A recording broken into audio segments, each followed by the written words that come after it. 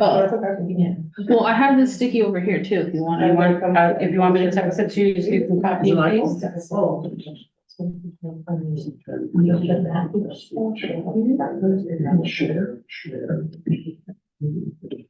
right, we are live streaming now. All right.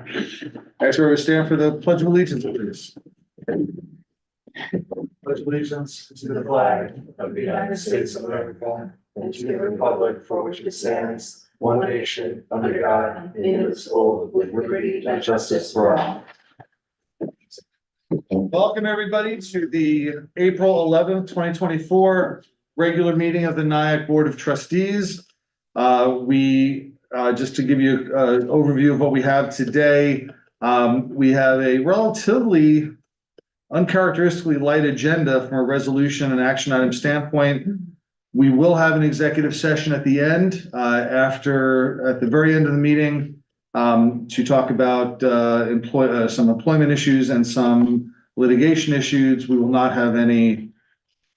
We will not take any actions after the end of the executive session. We have only 2 resolutions to discuss today. We do have some new business, some old business to talk about. We are going to have public comment on the action items as we discuss them. And we also have an opportunity for open public comments on any issue at the very end of the meeting. With that said, let's, can I get a motion to adopt the minutes from March 28th? Second. Discussion? A public hearing, did you mention that? Oh, I didn't mention, let's do the minutes and I'll. All in favor of adopting the minutes? Aye. All opposed? Motion carries to adopt the minutes from March 28th, 2024. Also at 8 o'clock, we will pause for a public comment. We'll pause the regular meeting agenda for a public comment on the budget, which has been available on the website. If you want to take a look right now, you can just go to the short link right now would be nyack.link/budget, and you can find documents that I put together on my own blog, but they're also available on the website. If you can find them on the village website, the same documents are there if you want to look at that. And we'll talk about the budget when we get to that meeting. In the meantime, let us go to the agenda items. Can I get a motion for resolution 2024-58, accepting the audited voucher summary? Can I get on the table? Motion. Any discussion? No. All in favor? Aye. All opposed? Motion carries. 24-58. 24-59, secret determination of non-significance negative declaration regarding the PFAS treatment at the Nyack Water Treatment Plant. Can I get this on the table? Motion. Second. All right, can we have discussion? Can you give us overview of what we're doing here, Andy? So this is required because the financing of the improvements basically is through the state and requires another secret process. The village board has approved this project in the past. It's to add additional treatment capacity to the plant for the PFAS chemicals, which are regulated by the federal government, the state government. So our plant is required to upgrade its treatment capacity. And this project is moving along in the design stages, close to time of contracting for construction. And the secret is necessary to move forward. Thank you. And remind everybody that negative declaration means. It means that there's no significant environmental impact. The board had provided to it extensive documentation from our engineering company, H2M, with a very detailed description of the project. It's just an addition to the existing building. It's not like filling in wetlands or anything like that. And so there's no environmental impact that's significant enough to require further environmental impact analysis.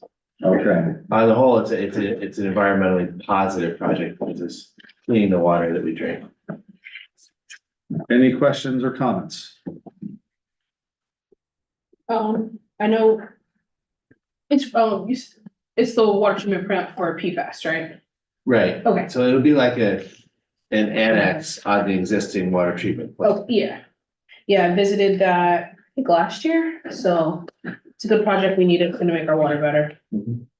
Yeah, I mean, we need to do the treatment because we need to get the water treatment, the plant needs to be in compliance with the new federal standards. Right. And there was something announced yesterday regarding this. I'm a little bit behind the news. I've been preoccupied. I don't know that there's been any big announcements. So there was something yesterday about PFAS and then there's. Well, there is. It's in the paper. There's a nationwide, sort of, what do you call it, class action lawsuit against the generators of PFAS. And our village and water plant are a participant in that. So the hope is that there'll be funding in the future for this kind of, process improvement from the chemical companies that created those substances. And I would remind everybody, it's what happened with the standards changed. The standards were lowered about what would be an acceptable rate of PFAS in the water. Right. It wasn't that there was anything that drove it up. It was the fact that it's at the level, but the standard has been reduced as to what's acceptable. So there wasn't anything negative that happened, but it is a problem that we now need to get in compliance with it. So it's a good project, and this is just basically to observe the negative declaration regarding secret. Any other comments or questions? No, I have a couple of questions. First of all, how is it gonna be paid for? Is this gonna be a wholly water department budgeted item? We're going for, it's financed essentially, and there's advantageous financing through the state. And so we have an application process in process to obtain. It's the state revolving fund. It's low interest financing essentially. Is it gonna affect our water bills? I would say everything affects your water bill, all the investment that takes place, whether it's the water main project or PFAS treatment. It all goes in. Water bills pay for the entire operations of the water treatment plant. So yes, this project does incrementally increase the overall cost of But it that. doesn't come through the village taxes. No, No, it's Village is separate from the general Separate fund. from the general. So the water fund would pay all the debt and principal and interest on any debt for these projects. When does the project, when is the construction gonna begin? I don't know. I would say within a year.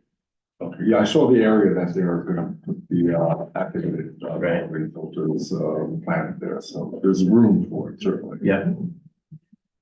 Good. All right, any other comment or question? No. All in favor? Aye. All opposed? Motion carries unanimously.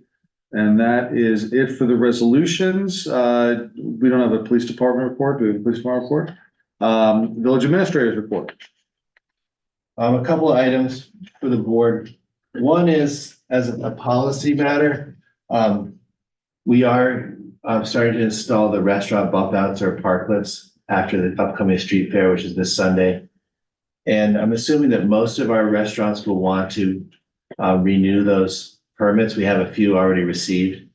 I do have an additional request for a restaurant bump out, and I'm gonna look at it from a safety perspective. It's from the Ukrainian restaurant on the opposite side of Main Street as the Burger Club.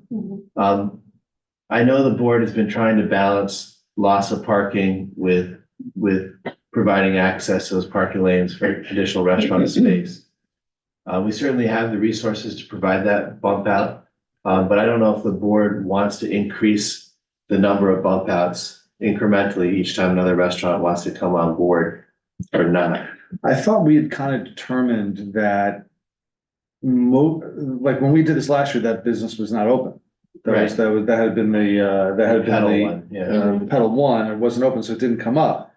But I thought didn't we go through the places where there could be parklets in front of restaurants? There's gotta be a restaurant. Yeah. And we pretty much had given them to anybody who was qualified to have one. In other words, You asked for it, yeah. you can't, anyone who asked for it, who had the ability to get one. In other words, you can't have a parklet if your restaurant, in front of your restaurant, there's not an open parking space. If there's a crosswalk, you can't have one. If there's a handicap space, you can't have one. If there's a corner or something like that, you can't have one. So most places, that's why, for example, we used to have one at Carinderia, but it really wasn't workable because of the configuration of the corner there.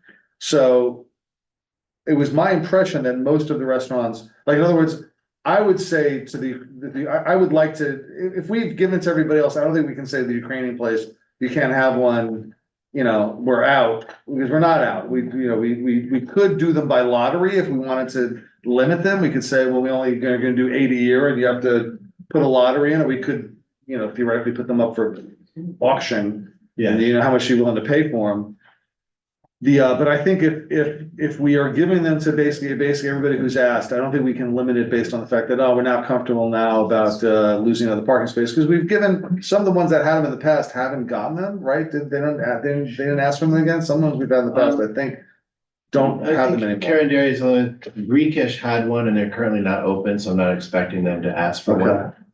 So we may lose one there and gain one at the Ukrainian. That's what I mean, like, there's some flexibility there. I would do it. The only reason I was actually worried about it, because I did look at it when the guests came in, is that you'd have two bump outs facing each other, which we don't have a lot of places where that is the case, where there's two bump outs. Yeah. But really theoretically, it shouldn't be any worse than having two parked cars parked across the street from each other. It takes up the same amount of space, so, I don't think it's I would not disapprove it on the ground that we've given out too many. I think we could in the future decide to limit them to a certain number and then make it a lottery, so you don't always get it. It's just pick out of a hat.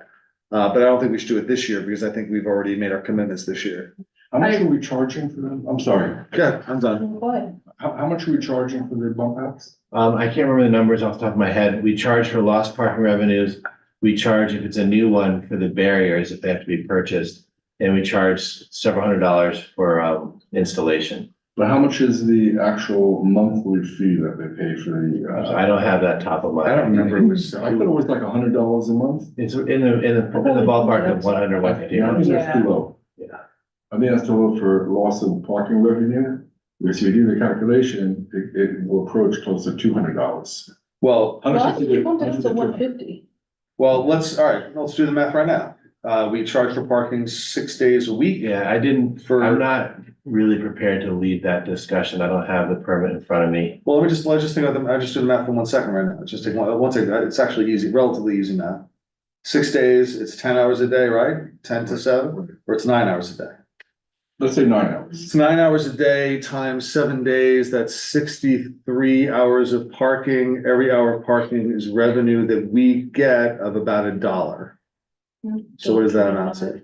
That's what? $1.25. It's what we get is $1 an hour. Oh, yes.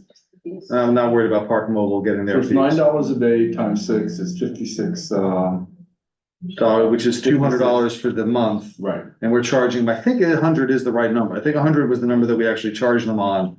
And the idea was that, well, we don't actually get Every someone day. paying, every hour of every day at every spot. So it was sort of a fair approximation of the amount of revenue we get per space. I think they actually calculated it based on the number of spaces we have versus the revenue we get from parking. What we lose is the tickets. Right, because we get money on the tickets, so that didn't get factored into it, but 100 isn't too much. Yeah, I'm not really interested in. I think we've established the fee for this year, but I think we are going to, for next year, the policies that they've established, we're going to create legislation that updates that. And I think in that legislation, I think we should look at very strongly, and I think we should do it once we get through all the stuff that's on our plate right now, because we're not gonna put it into effect till next year anyway. But we should look very carefully at a cap on the number of them, the size that they can expand into, as well as how much we're charging for for installation, as well as for the loss of the space. Okay, That makes sense? On the table, yeah. Because I think now there's already settled expectations about what we're gonna charge them, so I hate to change them, especially with the restaurants now, especially because we've had a little issue with, trying to make sure that we keep all the stores filled and things like that. I don't oppose the bump outs, I just want to make sure that the village doesn't lose some money. Yeah, I think we make up most of the difference, though, most of what we lose if it was a space. Okay. Anything else on the parklets? But what's the sense of the idea that we really shouldn't just say sorry, we're out to the Ukrainian place, and if they want to pay for it, they should get it? That's my feeling. It's not fair, but we'll have to see how that affects traffic. That's all, maybe for lessons for next year. Yeah, I mean, I don't know, it's hard to sort of balance doing this and making sure we're not getting rid of parking. I mean, I feel like that's one of the things I do hear a lot of complaints about when we do have bump outs. Is a loss of parking, and I'm worried about that on Main Street in particular, because Yeah. people do like to park around there. That's my bigger There's not concern. that many spaces with all. Right, but I know, you know, as we've always done in our sort of tradition, I do want to be accommodating to a new business. So, but that's kind of why, like, I definitely do wanna see us do something in terms of regulating it next year, but I don't necessarily agree with increasing the fee that much, only because we do wanna keep businesses here, and I don't wanna start it. Well, we can talk about the fee next year. I don't think- Yeah. Should we do it for the Ukrainian? For place them, or for not? this year, I mean, yeah, I guess, it's just, I just hate to not, I hate to say no to one business that we've had an open door policy until then. right, That's all. but I am worried about parking, so. Can we kind of one suggestion as we execute on this? Last year, we lost a space that we didn't need to lose in front of Burger and Breakfast Club, is the way that the bump outs were positioned, it basically created a mini space that was only really big enough for a motorcycle. And that was because where they put it in compared to where the tree bump out is. And the reason for that is that Prohibition River kind of owns that frontage. That's why that bump out ended where it did. And Prohibition River didn't have one? They didn't have one. There's really no space for one there, but they were like, this is our Well, they didn't line. want to move the one over. Yeah, you can see the picture if you want. Can we shorten it so that it leaves more of a parking space there? There's nowhere near enough room to put a car there. Oh, you mean on the crosswalk side, on the west side? I don't know what I mean. I thought it was the tree side. I just remember looking at it and saying, how do we put the bump out here where there's like, we basically this empty space, so when it's like a half space. Because bump outs follow. They have to follow the the contours edge of of the the thing. It could be narrower than the contours of the It business. could be, yeah. We could cheat it in. We could cheat it in a little bit if we can get enough space for it. So let's look at it, because then we get a space back, and at least we make up for the loss of the space for the Ukrainian. Yeah, place. it was a part also, from the bump out Little to part the here. cross site. And I Very little This space. kind I of- do appreciate the fact that if Greekish isn't gonna use theirs, that is That technically is- gates, No because net we are change. swapping one. No for net another. change, yeah. There's no net So- change, yeah, that's true, that's true. Yes, And I do think next year we should talk about capping them. yeah. I think that's a good idea to talk about. Well, capping. how many do we have currently? Like 10? Maybe 9. 9, yeah. So we should definitely cap it. Or at least the number on a particular block, for example. Yeah, I put it out there to the business council, I put it out there to all the businesses.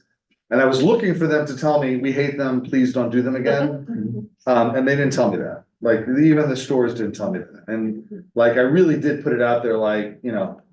If you don't want us to do this, say now, say something now, they Yeah. didn't say it. well, I So- would say that's everybody else. Don't want us to do something, say it now. Yeah, and the fact is, like, it's true that people will say, oh, I hate that in Norwood Right. Park. But the shops, they're the ones who like. They're the ones who really get hurt by it, if all of a sudden this perception is not enough parking. All right, anything else on the parklets? No, Anything else, and what else you got? just a couple of items. Everybody wants updates on the Memorial Park project. The area of New Lawn has been fenced off and has been under construction now for a week or so. Due to the rain today and tomorrow, there won't be much work going on. But pretty soon the grass will get planted and we'll be protecting it and watering it for months. Until we feel it's established enough to remove the fences. The playground equipment is supposed to arrive beginning of May and get installed in May. And the road will be finished off as well with a layer of asphalt. And we have some other little repairs and plantings to do kind of around the edges. But the project is coming along well. So that's your, I thought the playground's not gonna be open until May. That was gonna be earlier than that. No, the installation is supposed to take place in May. When it gets open is when it's finished, but yeah, as soon as the equipment's in, It's pretty much finished. yeah, When do you expect it to be open? Yeah, by the end of May, most likely. End of May. so before June 1st. I'm not promising. The installation, the equipment has to come and get installed and the surfacing has to go in. And it's gotta be safe. Is the water park gonna be open as well? At the same The time? splash pad should open as usual, right after Memorial Day. Because then the road will be finished by then, the road will be finished by May. Okay. I got a request and I'd like to, in the interest of keeping everything open that we can keep open. right now, the barriers prevent people from going into the basketball court. Yeah, Can we move them to? yeah, but I've talked with the contractor about that. I didn't get an answer back, but I will talk to him again tomorrow and see. But let's try to get that. I mean, Yeah. people should, there's no reason people can't use the I basketball. don't think there is a reason for. At least open the front, because there's two doors. They don't have to open up the back Yeah, door, they have the, to just open the the front. west door, just the Yeah. east door has to be open. Yeah, Okay. yeah, I'll put that back on my list to follow. While I'm thinking of things that have come up, we need to get it on on our next agenda for our next meeting. We have to pass a resolution to opt in to certify, whatever the certification is for the housing for New York State, Right, we have to just pass that. We gotta get that done, because Yeah. they're giving out grants now, and if we're not on that list, you don't Oh, get grants. for DRI. Whatever, not DRI, Oh. you need it for DRI too. Yeah. yeah. But you need it for anything Anything. what's the, what am I memory? It's the pro housing certification. And we're midway through that. Which doesn't mean anything other than that passing resolution saying that we're open to, Yeah. there's no, No, there's it's no, actually more than that. yeah, but there's no, it's giving them proof of what we've done in the past. But there's no requirement that we make any kind of like, we have to do this like this year. I'm just saying, because I don't want him to be alarmed. It's the governor, in lieu of the governor actually putting a mandate last year, remember there was a whole housing plan last year, which required all these mandates of things they had to do. In lieu of that, they sort of settled on this idea that they're gonna allow municipalities to certify that they're pro-housing, which is mostly a, So, Yeah. yeah, I was gonna say, if Yeah, I, this if is I, your thing, yeah. yeah, so the housing compact obviously didn't work last year, and this was part of her initiative of like sticks and carrots. So it's an incentive if you become a pro-housing community, it makes you more appealable to state grants like downtown revitalization, New York Forward, where those are like tens of millions of dollars that come in at once to help revitalize your community. Part of what you do and, is that, you show that you have all this affordable housing, that you're actively looking to put in new housing, keep affordable housing, those sort of things. And so, but it doesn't have any like. right, it doesn't have any formal, there's no real formal requirements.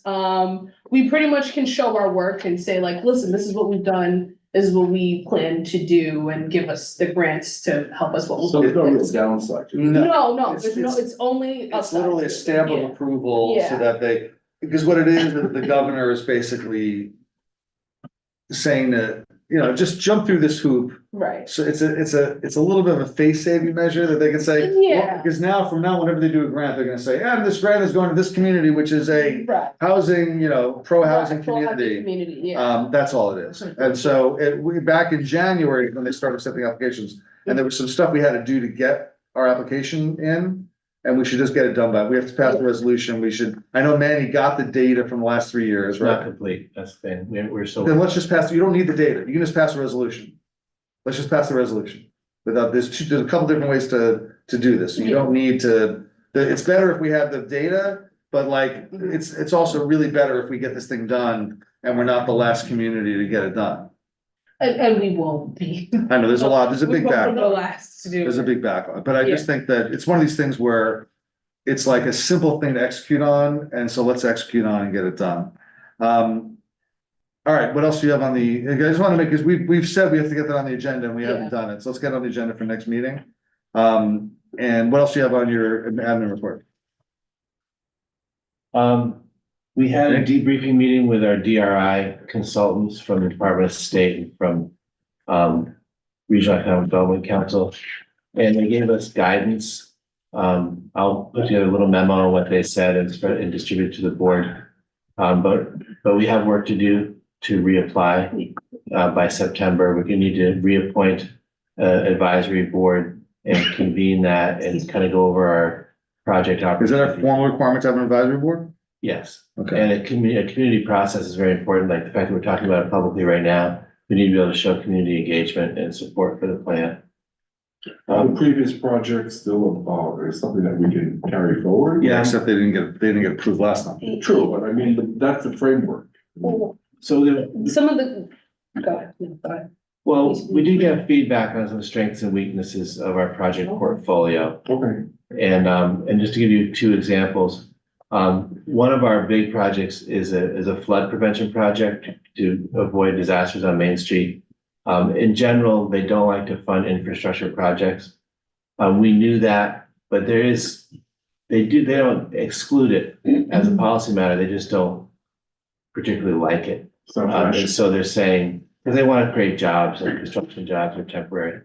And then the other project that they felt was, they want to see projects which are ripened to the point of like convincing them that they'll have a shovel in the ground within the next year.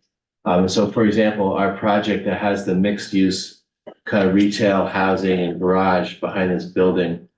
We had a letter of support from the landowners. We have architectural kind of conceptual plan, but they weren't convinced that the thing would ever actually happen. So we need to do more to kind of ripen our projects to show that they're Can't be kind of speculative. on a pathway towards, Well, it's like a chicken and the egg, isn't it? If there's no funding, then. well, there's other Well, that's- partners who can be, Right, like that's part of it, is they want to start a. They want to see us lining up the money. Yeah, none of the projects would be paid for. Well, that's not true. We have a couple that are basically fully state funded, but for the most part, they're looking for private-public partnership. yeah, And it's something they can build on and help to happen. And most of our projects are that type, like for example, the YMCA's pool project and building expansion. Like next time around, we'll show, hopefully they're much further along in their fundraising process, and they have drawings and so on, make a persuasive case there. For our restaurant site down in the marina, we can show hopefully that we have a potential buyer or a leaser, and we're kind of well along our way in terms of having actual development there the state can help with. So we need to look at all of our projects in terms of how ready can we make them. Susan Wilming participated in that meeting as well. Trustee Gene Giles was there, and we were all taking notes, and so we'll bring that to the table when we meet with the advisor. So is there, so the plan of action is, to get a consultant. So I'd say it again. The plan of action is to, appoint an advisory committee. Right, so the village board appoints a group of village residents who help guide the application process and solicit ideas from the community and help to define our vision and our portfolio of projects. And then we meet and, the DR application is on the village website if you want to read it, it's right there. The old ones. Yeah, I took part in some meetings. Right, so you're familiar with it. Okay, good. So that's happening, it's gonna have to happen.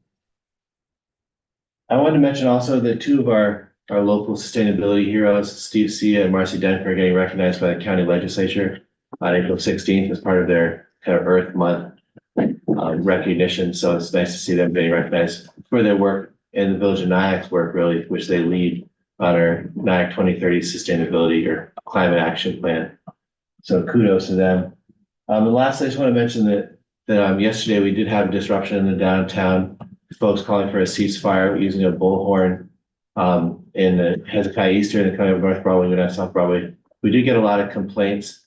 We did call the police to try to get them to stop targeting our building basically with excessive amount of noise. It was interrupted our workflow and so on. We want people to be able to gather and express themselves. But our local code does prohibit that kind of excessive noise. And so I just want the village board to know that we took it seriously, and the police were quite diplomatic, and they arrived. They didn't actually take any really concerted action, but by their presence, I think it helped to kind of move things along a little bit. But it was disruptive for our work process here in the building. Anything else? That's it. All right, it is after 8 o'clock, so I'll entertain a motion to open the public hearing on the budget. motion. Second. All in favor? Aye. All right, so the public hearing on the budget, the 2024-25 budget's now open. We have had, at this point, we've had a budget workshop last week. Before that, the way the process worked was that we got a preliminary budget from the clerk treasurer a few weeks ago. We then, I made comments on it. We had some internal comments that came out on it. I wrote up a memo that highlighted the new discretionary spending that we needed to look at because we needed to cut about $140,000 of the budget in order to make it balanced. We then had a workshop on April 5th. In that workshop, we went over most of those discretionary items, and some of them we cut back, some of them we eliminated, some of them we approved, a couple of them we actually increased the funding for. But at the end of the day, we had knocked off about $165,000 from the proposed budget, which then put us about $25,000 surplus in next year's budget. But we might have some other things that we might change either tonight or at our next workshop, which is next Thursday at 6 o'clock. 6 o'clock. We have another workshop, which is open to the public. People can come and make comment on it. Does anybody in the board want to make a comment on where we stand with the budget or any particular highlights they want to talk about with the budget? I can go through the new items if you want me to go through the new items. And anybody that wants to comment on the budget, just make yourself known, come up to the podium and we'll take your comment. But just to highlight the work that we already did, some of the new spending items that are discretionary that are not in last year's budget that have been added to this year's budget from an expenditure standpoint is that we've proposed now to increase Camp Nyack. The RFP is where we request for proposal we put out to the public. We don't run Camp Nyack. Camp Nyack is run by somebody that responds to us. We put out a proposal saying, we're going to pay this much for a camp. If you want to do it, provide an application to us. Every year, the only organization that applies for it is Nyack Center. So Nyack Center's always run Camp Nyack, but that's just because they're the ones that have always had the best proposal for the RFP. So we're changing the RFP from 6 weeks to 7 weeks to add another week of camp for 7 kids for 7 weeks. About 80 kids take that camp. It's not free for Nyack kids, but it's like $10 a week. The cost, if you're not a Nyack resident, is like $1,800 for the summer.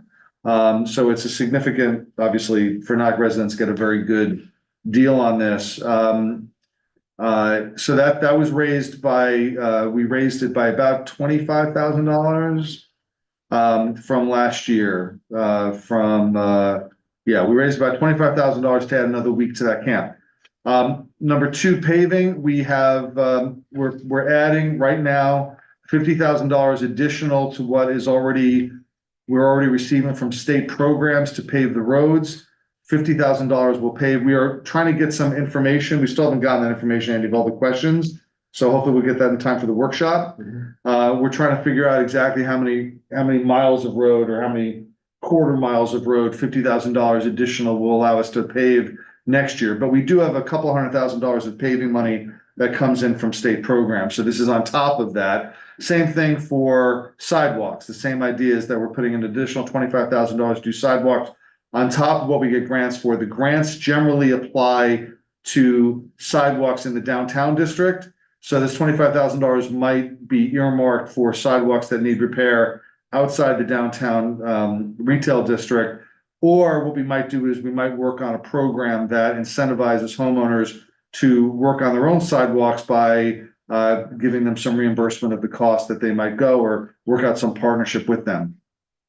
Number 3, we are buying a used electric car for the building department for $25,000. They originally asked for $50,000. We cut that back to a $25,000 item because we think that they can get a really good off-lease electric car for driving around to do enforcement.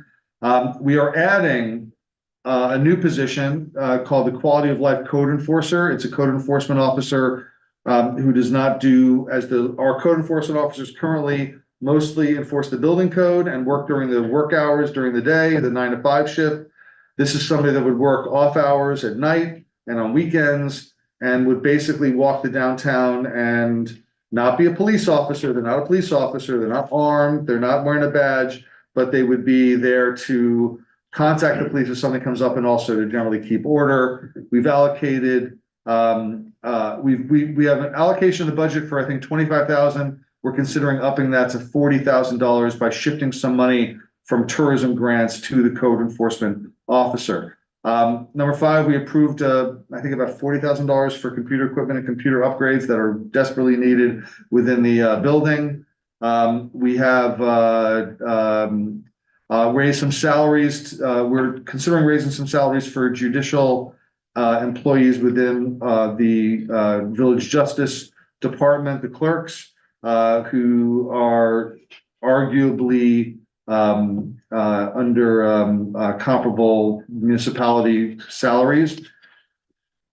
We did give basically a uniform 3% raise to non-union employees to match the fact that the union gets a 3% raise. There are only about a half dozen non-union employees within the building, most in management positions.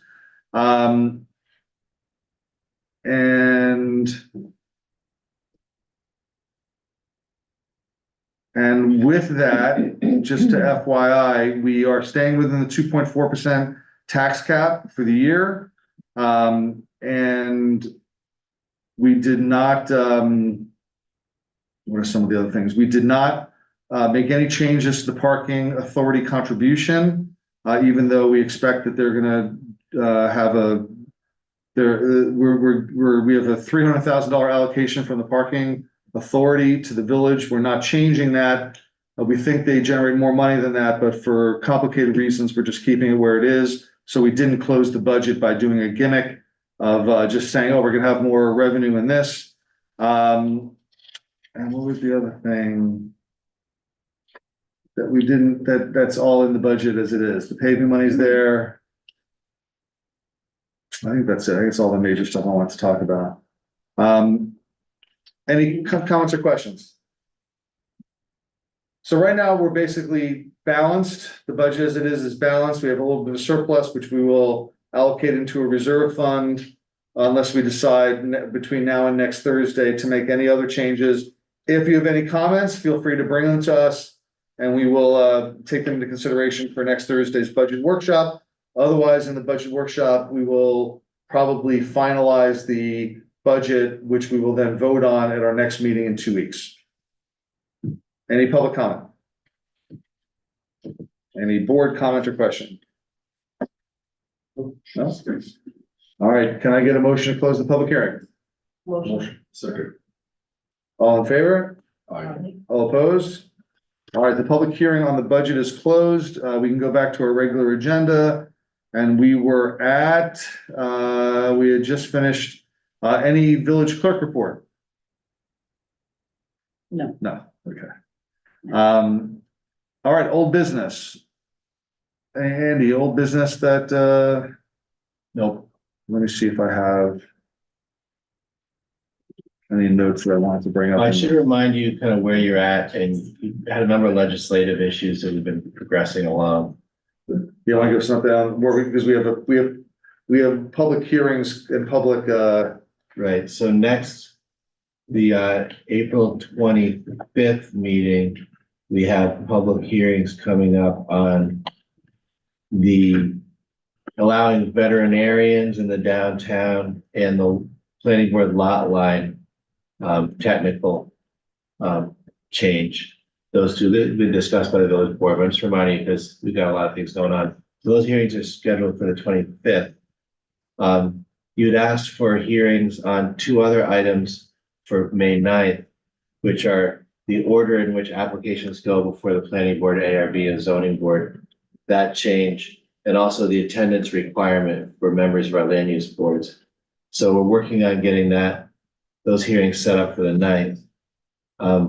The other one, which I think you want to see move forward, is the ARB review thresholds legislation, which has been discussed a couple of times by this board, having to do with what kinds of applications go to the ARB versus being handled administratively. And so that's been discussed several times. And I think you said finalize that draft law and set a public hearing on it. yeah, I mean, I would set the public hearing for the same night as the public hearing on the other ARB issues, just so we can do them all in one fell swoop. I Right, know Joe has an issue with this one that he's still working through, but I think it would be helpful if we had the actual legislation. So I would actually propose that we do the public hearing on that. Doesn't mean we have to pass legislation, but we do the public hearing So we can do all the ARB issues in one public hearing, and then if we wanna make any changes to legislation, we can do that in the public hearing. Yeah, and I would also suggest that the ARB members, at least the chairman, the ARB committee and the planning board and of the zoning board also attend, so that we could hear their thoughts on the matter. That's a very good idea. We should probably get their thoughts beforehand, but they should definitely be at the meeting. Yeah.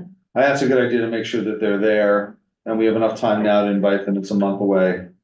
And that's why we should do all the ARB stuff on the same day. I don't think we need anybody at the April 25th meeting, because those are really technical, unless there's somebody who really is gonna not like the fact that we're gonna allow a veterinarian practice in the downtown. I don't think there's gonna be no one from the planning board really needs to weigh in on that. If they wanna come, they can come. Same thing for the lot line determination, which is mostly a technical change.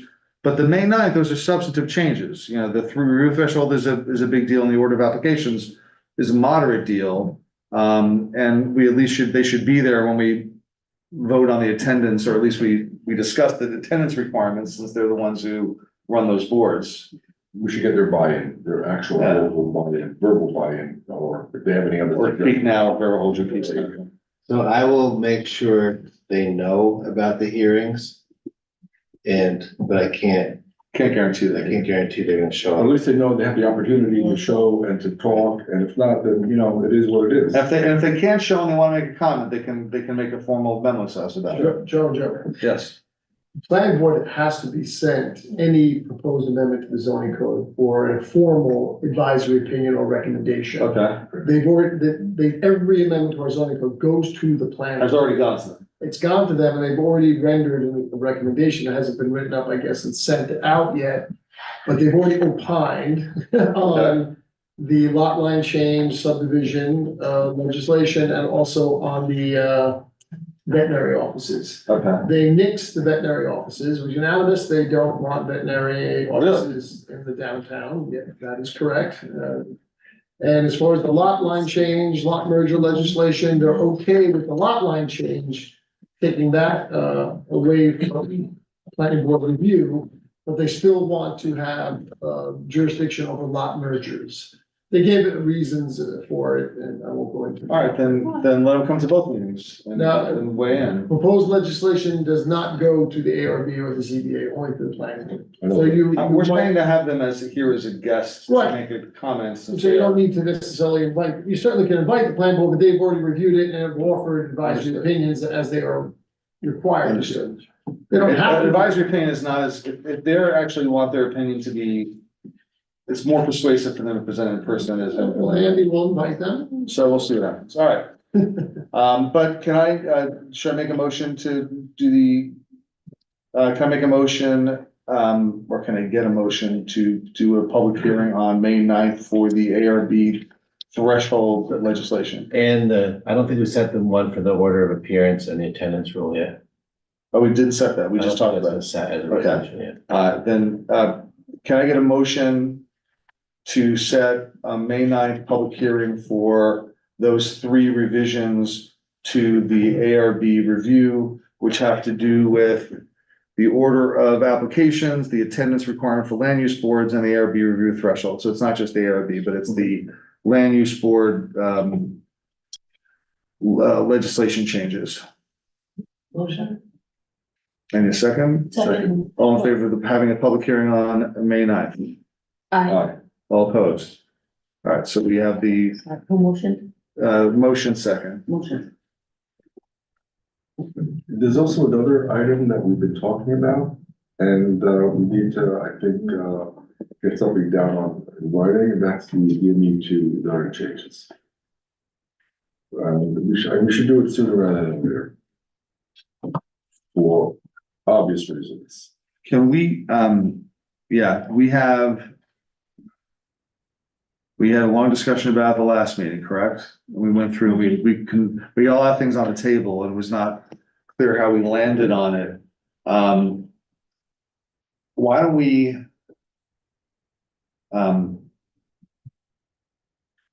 we put that up for a discussion for next meeting, like to further discuss it as part of new business, but let's make sure we get again, send to us if there are any revisions to that memo that we have to get, and also some, like, just a narrower clarification of things that we might want to consider changing about the zone. I think the things that were discussed were changing the setback, creating an upper level setback, however that's described, staggered setback, as well as, something, if we want to review the idea that there's no retail on the ground floor.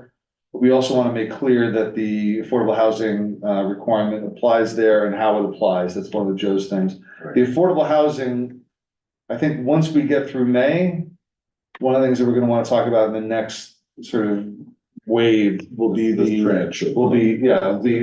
Article 12, Article 120. To talk about the making some changes to the affordable housing requirements. But I think the DMU2 thing should probably, we've talked about enough, let's not let it just die. So let's make sure we get some recommendations. Let's have Bob just recommend what he thinks we should do.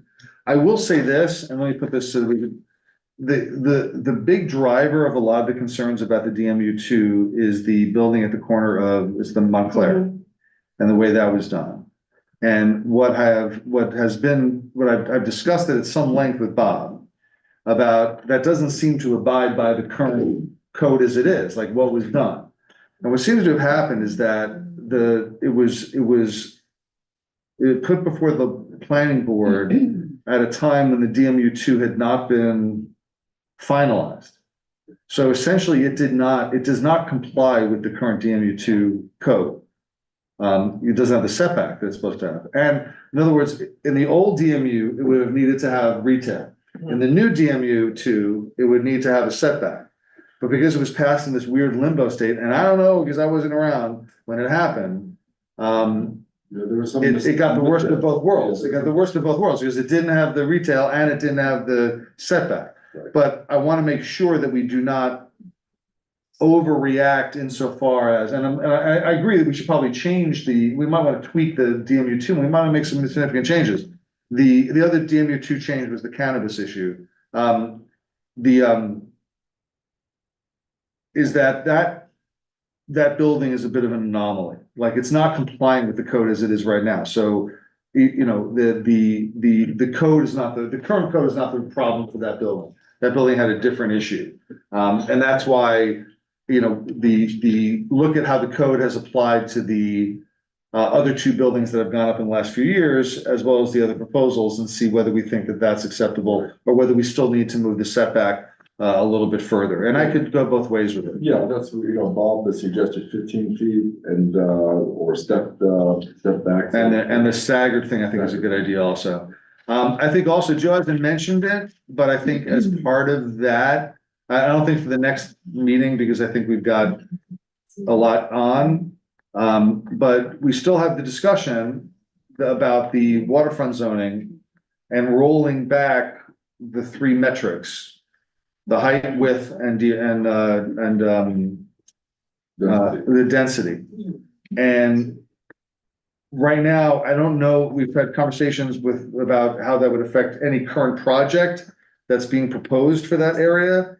But whether it applies to that current project or not, it's something we should probably consider as a change going forward for any future projects. And I think we should have a debate about that and make a decision about it. And that, maybe that gets put onto the, let's see.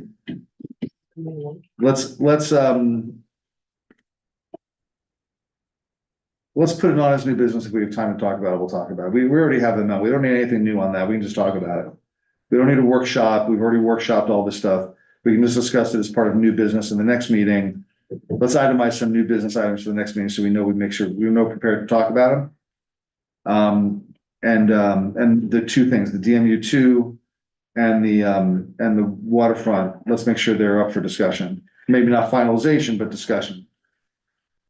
All right, anything else in terms of new business? I want to bring up one thing just to make sure it's done on the record at a meeting. The river space sign, can we get that's owned by the building, right? It's owned by the owners of the building. Yeah, the dilapidated one by. The dilapidated one that used to say River Space. Yeah, That's theirs. yeah, I don't know the exact status of that. I just talked to Manny about it a month or so ago, and he said there had been an application made to revise or revitalize that site. Okay.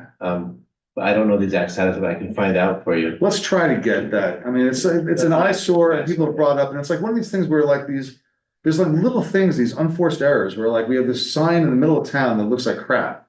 Like, we should fix that. If it's not ours, then we should have It's them tear it definitely down. not ours. It's definitely. I know it's not ours, but I'm saying we should tear it down. We should say, you gotta tear it down. It's not it's definitely not compliant. Right, It's a either big use it- structure in the middle of the village. Yeah. So let's make sure we get, let's have something to report on that, because people are, there, when people are all complaining on Facebook about stuff, it's annoying. But when they're complaining about stuff that they're right about, it's really annoying. That's what really bothers me, and they're right. I like, what am I supposed to do? They're right about this one. The sign looks like crap. I respect the Facebook complaining, but I also wish they would just send us. an Yeah, well, that's the other. email. Or like to actually like reach out to us in an official capacity. I have gotten some of those. Okay, and- good. And those are good. That's the basketball one. Yes. The basketball court one was someone that came to me, and look, we got it done. We didn't need to have a Yeah. 40 thread comment on Facebook about it. I also got one involving an organization that we took care of that didn't have to go and trash the organization to get something done from them.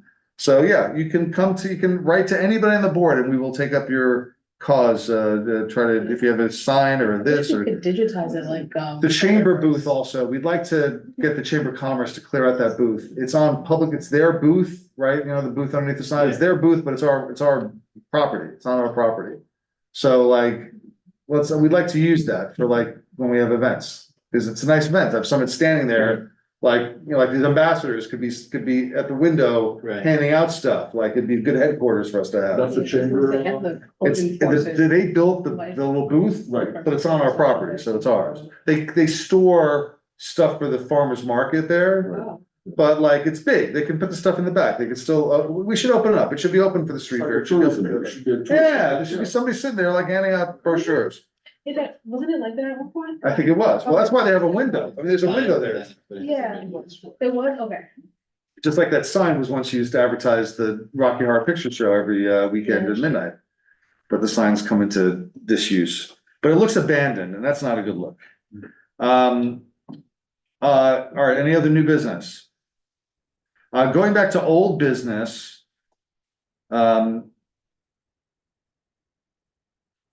Letting other people here that have been concerned about the ETPA. You can make your give public comments opportunity to ask to bring up stuff about it. What I will tell you is that we were served publicly, we were served with the lawsuit that was placed about the vacancy survey legislation that was passed by the legislature in December. And there was a lawsuit filed against that, and we were named because we had, since the legislation had been passed, we had instituted a vacancy survey.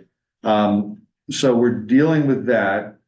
We are also, I can't talk too much, but we're doing stuff in the executive session regarding the ETPA, regarding the lawsuit, as well as regarding some other measures we're taking with the ETPA that I can't talk about publicly. But I want to reiterate, I think the board is in agreement with this, that it is our intention and our commitment to, at some point, get this done, and keep fighting to get it done. So we're not giving up, regardless of the lawsuit, regardless of the fact that the vacancy survey came out the way it did. I just want to let you know about that, because it's not on the agenda as an item, that it's not been forgotten. It was just that the place that we're going to discuss it is in that executive session at the end, but we can't talk about it in front of people because it involves litigation, it involves settlement of issues and things like that. Also, do want to just, as a quick note on the state end of that, there may, crossing my fingers, knocking on wood, be a deal on tenant protections. We don't know what it looks like yet, but that is what's happening on the state level, so that might help us, you know, in terms of giving that buffer and make sure that you guys and other tenants are safe while we're still trying to enact the ETPA. Great, thank you guys for this All right. information. All right, we've done the public hearing. Mayor and trustee reports. I'll give a quick report. I'll let you can talk about the IFTAR. Yeah. Okay, I'll let you talk about that. I will, I apologize, I've been a little bit out of it this week. I was away for a personal family thing this week, out of town for most of the week. I got back this morning. So I didn't do my normal, I'm trying to think of things that have happened. I will say this, I was last week at the Arts Rock event with Sigourney Weaver. It was a great event. She was delightful. She was wonderful talking about it. Elliot, Forrest should be commended for bringing these great events to the village. It was mostly a full house, and they did it at the Angel, which is the First Reformed Church. First Reformed Church. Is that it? I can't remember. I always blank on the names of the churches, the individual names of churches. The one over by Bird and Broadway. And it was beautifully set up, and the back room where they had the reception was very nice. And, commendation of Susan Welmink and Thomas Schneck, who have really put a lot of work into that building to make it an event space. It was really a great event last week. Did an alien pop out?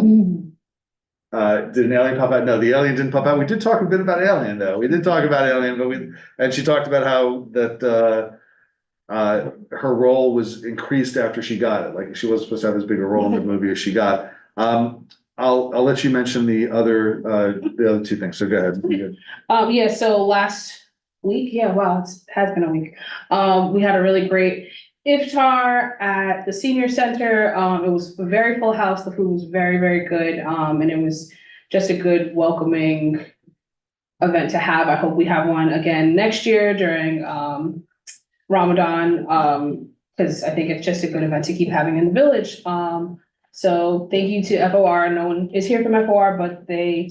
Actually, no, Very, yeah, very no, helpful. she is. She. Oh, yeah, that's right. You are. I forgot. Yeah, thank you guys for hosting.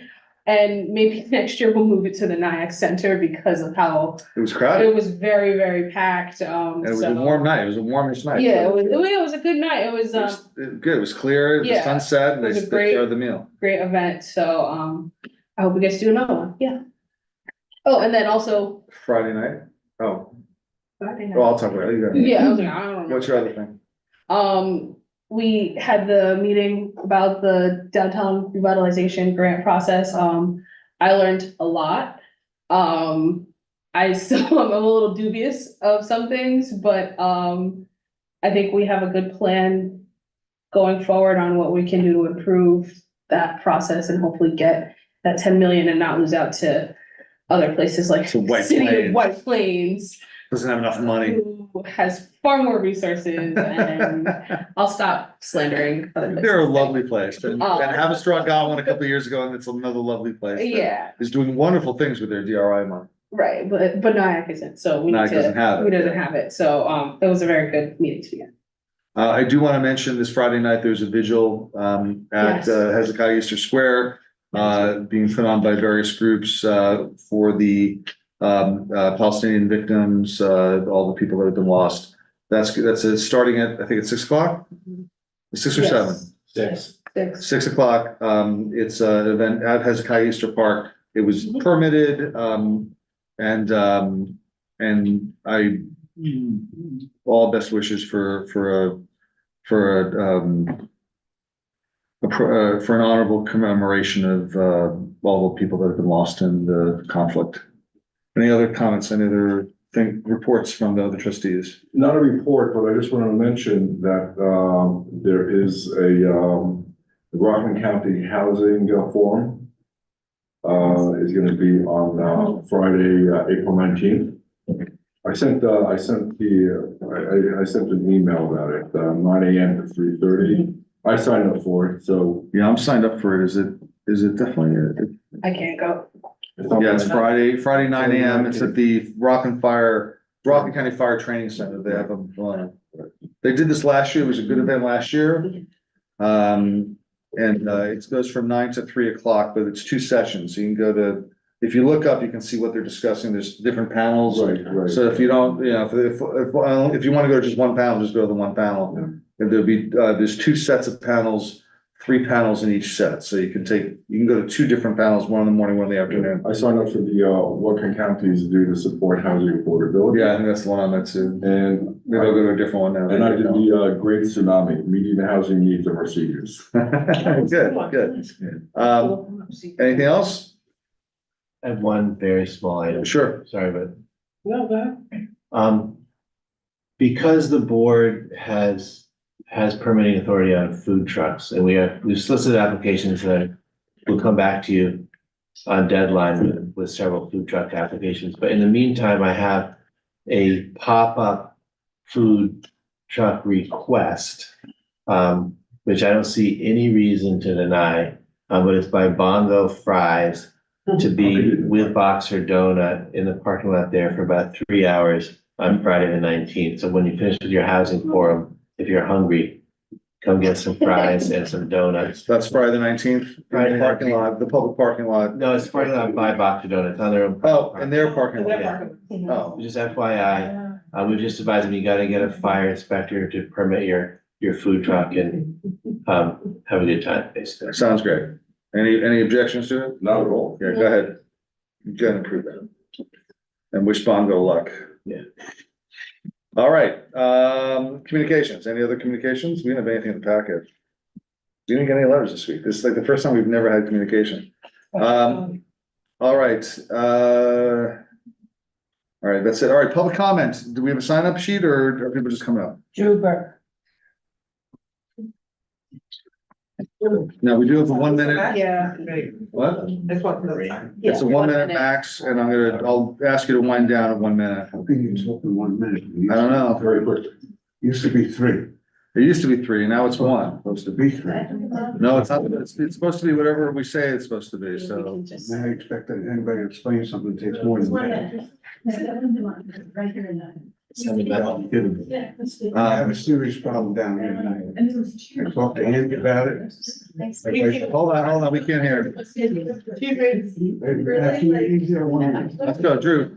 Drew, you talk to us, Drew, we'll handle the crowd, you talk Okay, to we us. just took up. You haven't started your timer yet, you haven't started your timer, start your timer when you get into your, when you start with your points. We know, the way we're dressed up on that important.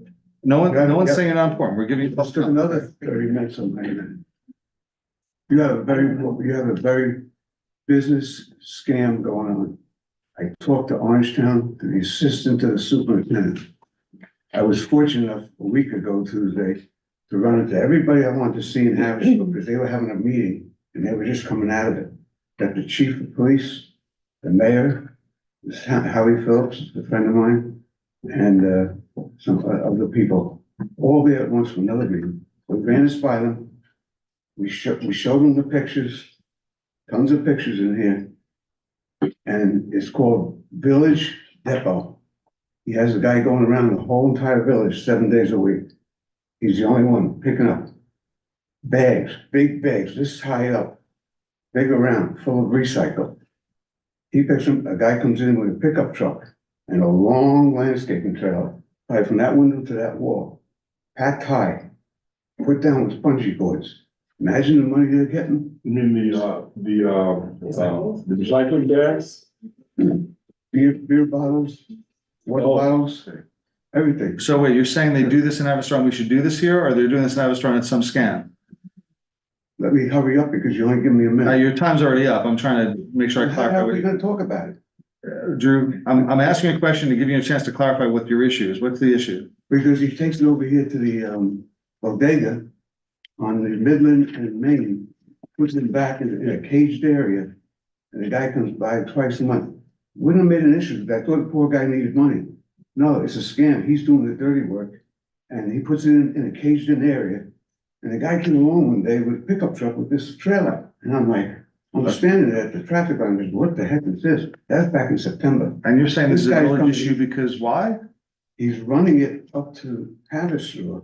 He goes in to bed. We found him on Maple Avenue. So we took pictures of him. But Drew, is there any violation of village ordinance with this? That Yeah, we're, one, you're trespassing.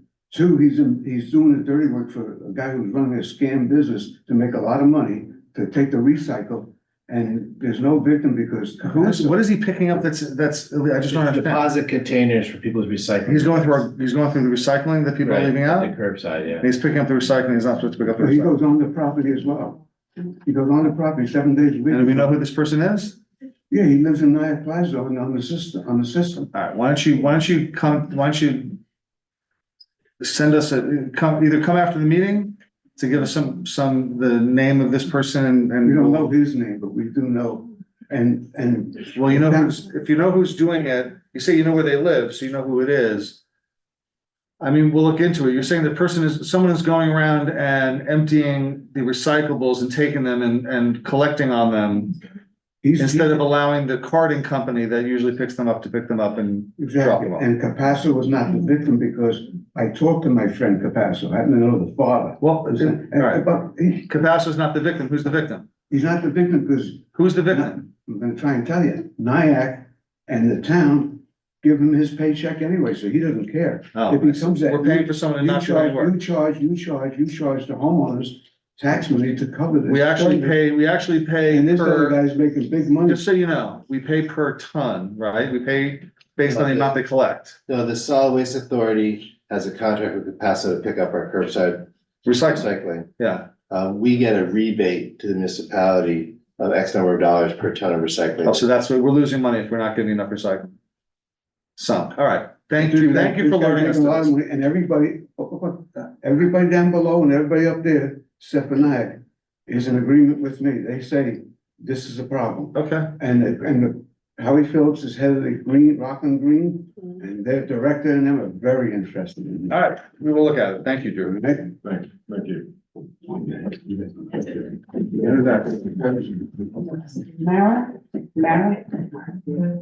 Mara, I'm sorry. Hi, Hi, Laura. hi, Congratulations again on your new appointment. thank you. With thank FOR. you. So I did just want to clarify, like, I wrote the resolution and I submitted it, so I think like it gets a little confusing because it's like, who's doing this? Whose demands are they really? It's just really my demand that I put them forward, and like, I'm really thankful for the people that showed up and constantly show up and show support. I know we have a minute, which is so short, but I'll try to be quick. So I just want to say, like, if anything, it's like, direct anything towards me if request or any of that goes through. But another thing I did want to mention is that we were protesting outside, and someone did try to run us over. We went to, so right in front of our cafe, we went to the police and they were basically denying our experience, and we have it on video. We have everything on video. And, it was not until one other cop joined and looked at the video and was like, okay, yeah, you guys can file a report, is when we filed a report. But I think that was just very inappropriate. And I think that's something that like is why it's so significant to pass this resolution. Just let me finish my sentence. No, I'll let you, I always let you wind Yeah, down. You can yeah. always wind down. I have a question for you when you're done, so go. Okay, yeah, so I think it's just, passing the resolution, but also just recognize like not only the Palestinians out in Palestine that are facing the violence, but even here, whether it's, it's not as violent out here than it is over there, but I think it is still a form of violence, so. I just want to comment that it's a criminal act for someone to threaten you with a car or to drive in a way that would put you in fear for your safety. So I'm glad you filed a report. I'm glad that you have a video of the incident. And if they can track down the license plate who it was, I hope that they do pursue that. I will say this, I think that with the protesting is First Amendment right, with a bullhorn, which is making a lot of noise, is a violation of the noise ordinance, separate and apart from that. So that was why we called the police, was the fact that the noise was excessive versus what we're allowed under it doesn't matter what you're saying, it's the fact that you're saying it very loudly. But that said, you have a right to associate, and what happened if someone did try to run into you or try to threaten you by making you feel as if they run into you, that's completely, it's a terrible act. I'm with you on that. I think we're all with you on that. Okay, awesome, thanks. Christina, You guys already explained something. Okay. okay. Next, Ria, next. Before Rhea starts, I just want to apologize to you. I think you emailed me about the meeting, right? Yes. And I was away this week. I had a personal emergency that I had to take care of, and that's why I was not on my email. And I saw you email me today with a second request. I will respond to the email. I will sit down with you. Okay, so I apologize for that, but I was away. Okay, So go ahead. That is what a lot of my comment is about, because you have encouraged us to reach out as a collective, but have not been responsive, which is disappointing when last meeting, I read that at least 32,552 Palestinians had been killed. And today, 33,554 Palestinians have been killed and 76,094 wounded in Israeli attacks on Gaza. As this village delays and refuses to put our ceasefire resolution on the agenda, another 1,000 people, Palestinian people, were killed in Gaza. These numbers do not even count the thousands that are missing or buried under the rubble. In reality, likely over 40,000 Palestinians have been murdered. And so like, I'm just very disappointed. I understand that you're busy, but as you delay, people are being killed by the thousands. And this village stews in silence and complicity. And I don't think any of us are too busy or too preoccupied to condemn genocide. And as your silence and delay enables hate to grow in the Nyack community, you just heard from Mara that we were literally like harassed. So this is what a ceasefire resolution would mean. It would say to the community that this village does not tolerate hate or genocide. And we will continue to be here even though our time is being cut short to a minute. And the best way to honor and Palestinian victims is to put this resolution on your agenda. Thank you for your time.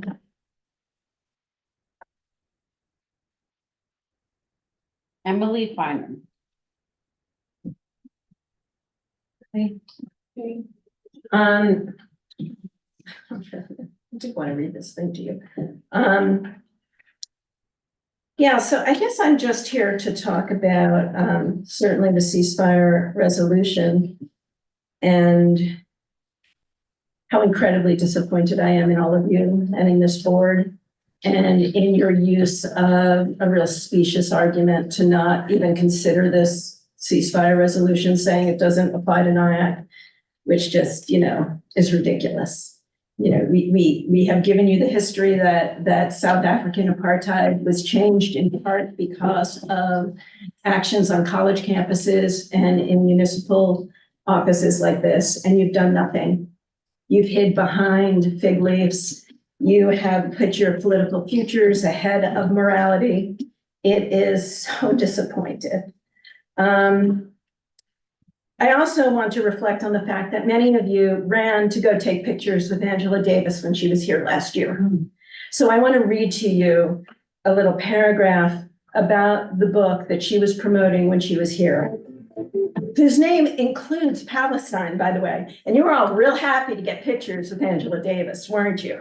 When her book is entitled, Freedom is a Constant Struggle, Ferguson, Palestine, and the Foundations of a Movement. She, in this little blurb, it says, reflecting on the importance of Black feminism, intersectionality, and prison abolitionism for today's struggles, Davis discusses the legacy of previous liberation struggles, the Black freedom movement to the South African anti-apartheid movement. She highlights connections and analyzes today's struggles against state terror, from Ferguson to Palestine, while you all remain silent. Shame on you. It is a shanda.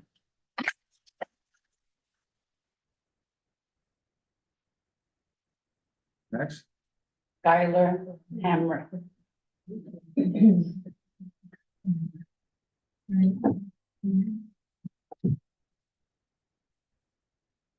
Hello.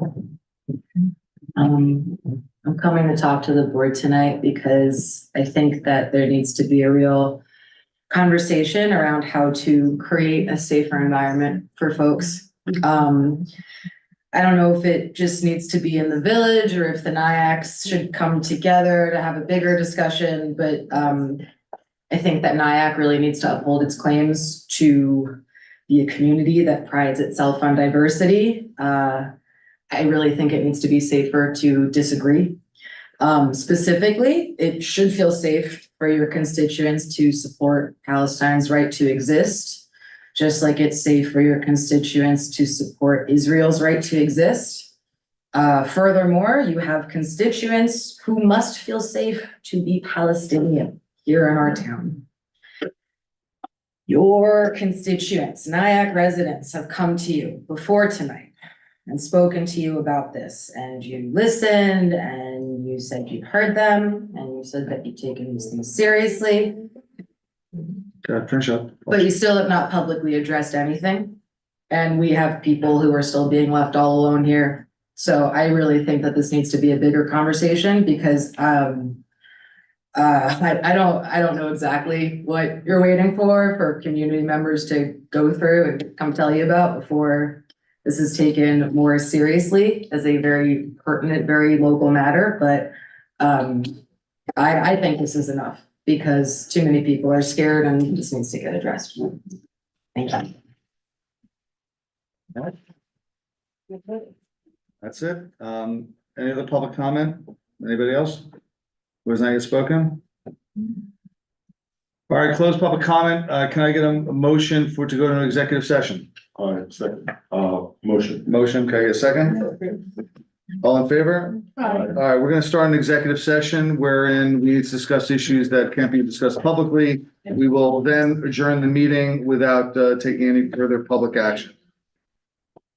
What, do we have anything else? What, you stopped me? No. Okay. Solve the executive session. Okay. Without me, close the disrespect. Well, you still on the wrong side. You- No, Thank you. No, you don't have to. You ignored my note. I went on.